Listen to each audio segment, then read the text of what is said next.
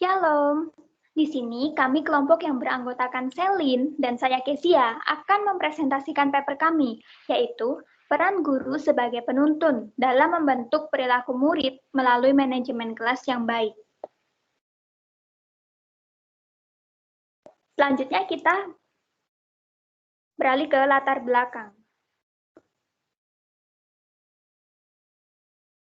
Nah, harapannya dalam praktik pendidikan kita mengetahui bahwa perilaku baik murid itu dapat menjadikan kelas kondusif.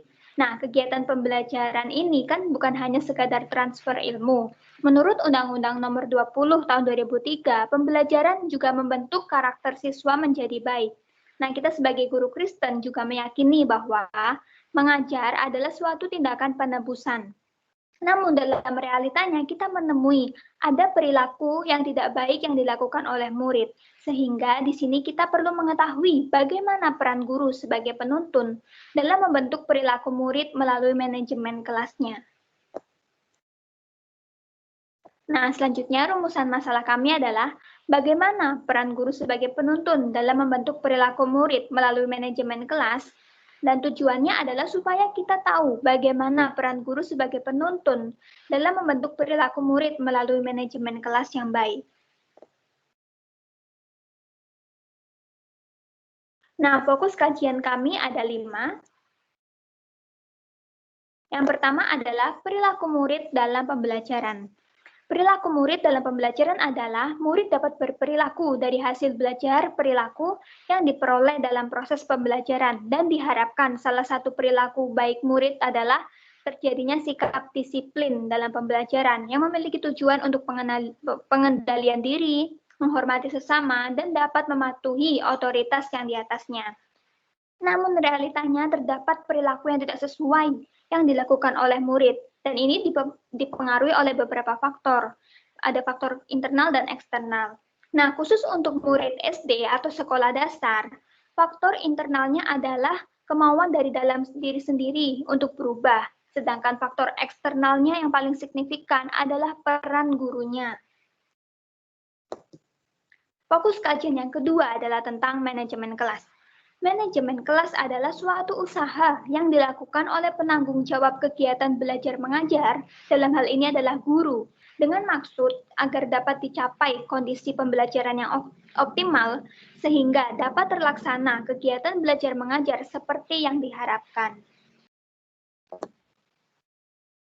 Lalu, kita tahu dalam manajemen kelas ini menggunakan berbagai pendekatan ya. Salah satunya adalah pendekatan psikologi behavioral yang ada penguatan positif, hukuman, penghapusan, dan penguat negatif. Nah, salah satu bentuknya ini adalah positive reinforcement ya, yaitu adalah bentuk reward, pemberian tanda bintang yang diberikan kepada siswa. Selanjutnya akan dijelaskan oleh teman saya. Nah, oke, yang selanjutnya kita melihat kepada fokus kajian yang ketiga di mana ada hubungan antara manajemen kelas dan juga perilaku murid.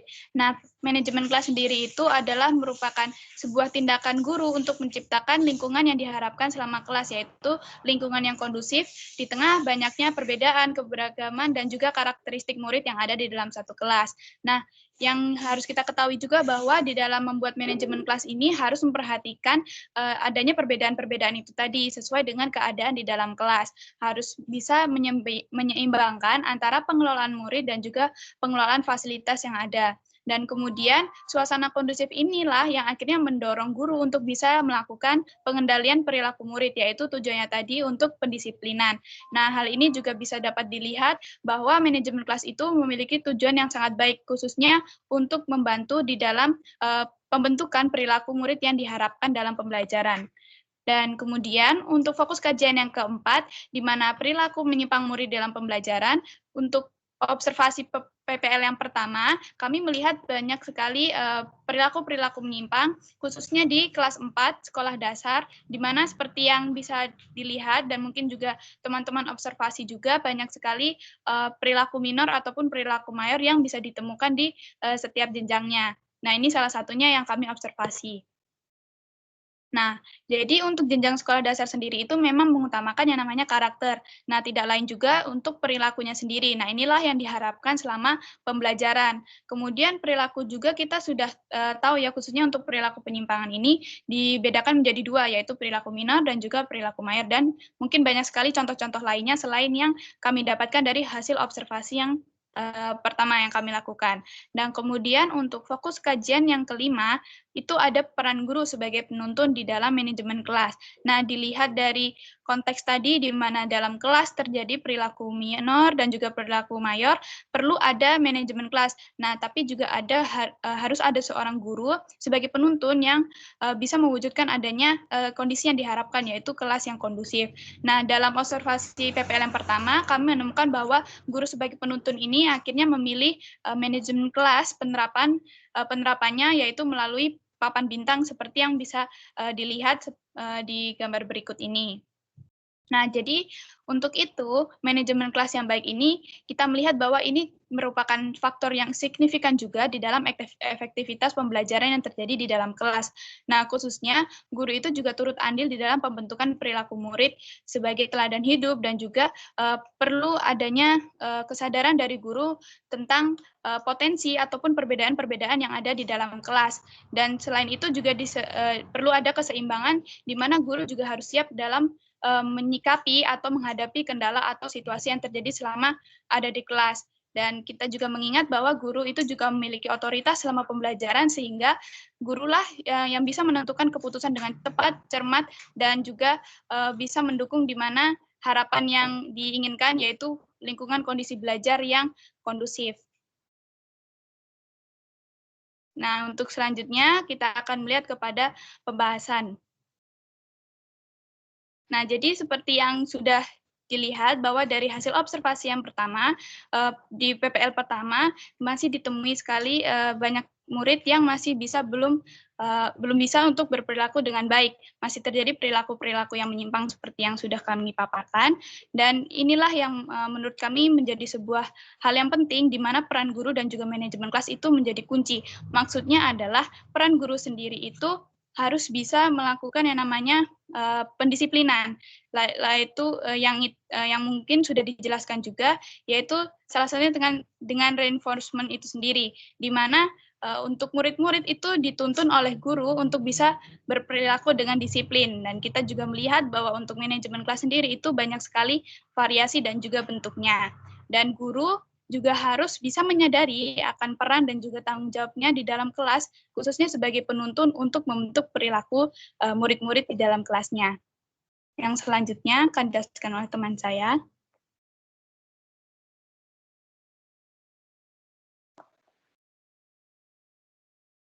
Nah, guru sebagai penuntun untuk membentuk perilaku murid. Nah, penuntun yang dimaksud ada penuntun yang seperti apa? Tuhan memanggil guru untuk menuntun siswa di dalam jalan hikmat, yaitu takut akan Tuhan. Nah, di sini guru menuntun sebagai penunjuk jalan, penasehat, pelatih, dan penghibur.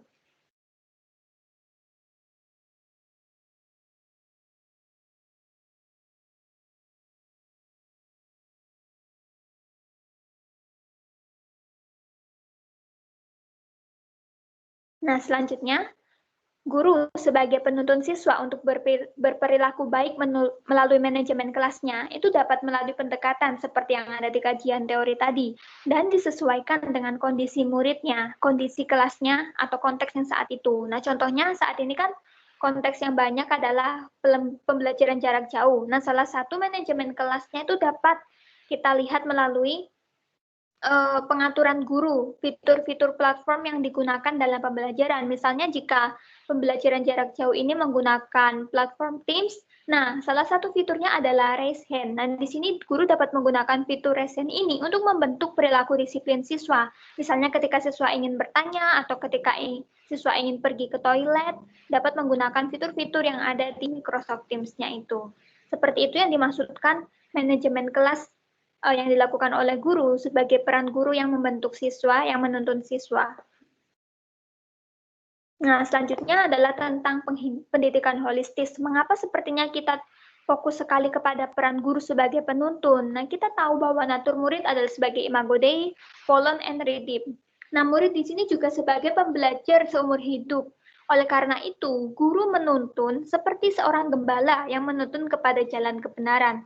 Tapi bukan saja dalam hanya aspek kognitifnya saja, tetapi juga afektif dan psikomotornya. Selanjutnya, kepada penutup kami, yaitu kesimpulan. Nah, di sini kesimpulannya adalah guru sebagai penuntun di dalam kelas bukan hanya mendidik murid pada aspek kognitif saja. Pendidikan yang holistis merupakan sasaran dari pendidikan Kristen yang membawa murid ke dalam transformasi termasuk pembentukan perilaku atau karakternya yang baik selama pembelajaran berlangsung. Selanjutnya akan dijelaskan oleh teman saya.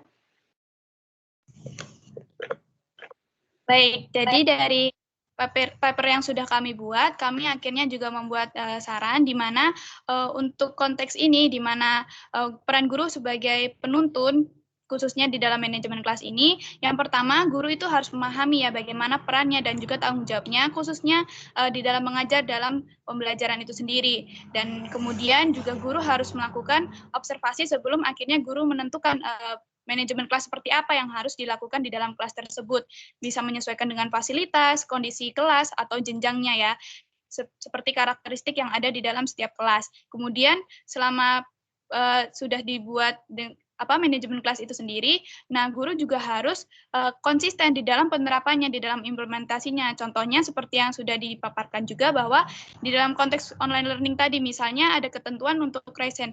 Nah, selama pembelajaran berlangsung, maka hal itu harus konsisten ditegaskan oleh guru. Jika ada yang melanggar, maka hal itu juga harus ditekankan sehingga bukan hanya satu murid yang belajar, tapi untuk satu kelas juga memahami bahwa itu ada sebuah pelanggaran yang seharusnya dihindari atau merupakan salah satu cara guru untuk mendisiplinkan. Dan kemudian guru juga harus melakukan yang namanya evaluasi terhadap manajemen kelas yang telah dilakukan. Apakah ini akhirnya sesuai dengan kebutuhan, sesuai juga dengan karakteristik dari setiap murid, dan juga sesuai dengan tujuan yang diharapkan. Nah, berikut juga yang menjadi daftar referensi kami. Dan akhirnya ini yang dapat kami paparkan. Jika ada masukan dan saran, kami sangat mengharapkan. Terima kasih untuk perhatian dan juga kesempatannya. Kami dari kelompok 8 mengucapkan terima kasih dan mohon maaf jika ada salah kata. Tuhan memberkati.